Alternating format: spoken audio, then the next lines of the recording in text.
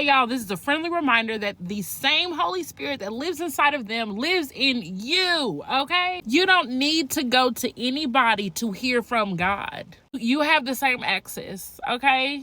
The same way that God speaks to the preacher, the pastor, the teacher, the evangelist, the apostle, the prophets, he speaks to you too. And let me tell you something, when you lean so much on them, you may get to a point where you don't even recognize that you may have the same gifts.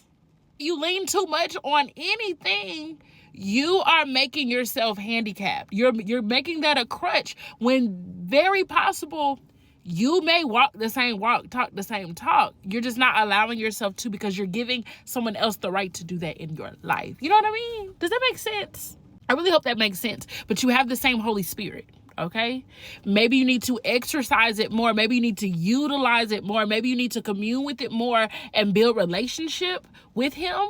You know, practice. Start today. Today. Hey, Holy Spirit, I've been neglecting you. I am so sorry. But I want to hear from you. I want to be sensitive to your voice. So help me in that area. Help me to hear you more clearly. You do not need to hear from anybody else. All you need to hear from, the only one you need to hear from is God. God will use other people to confirm things. He gives me a word and I share it. He gives me a dream and I share it. But really, it should be used to confirm. It should confirm what God has already been speaking to you. When you go to church on Sunday and Wednesday or whenever else you go, it is to confirm what he has already been speaking. I can't tell you how many times me and God we've been talking about that. I've been journaling about that. We've been in communication about that.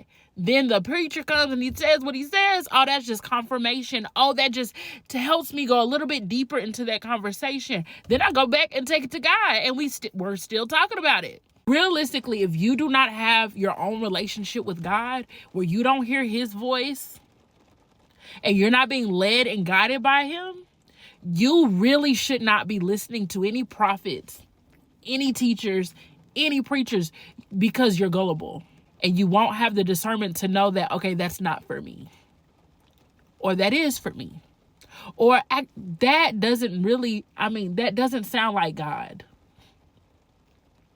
So many people are being deceived because they don't even know what God sounds like. They don't know the characteristics of God.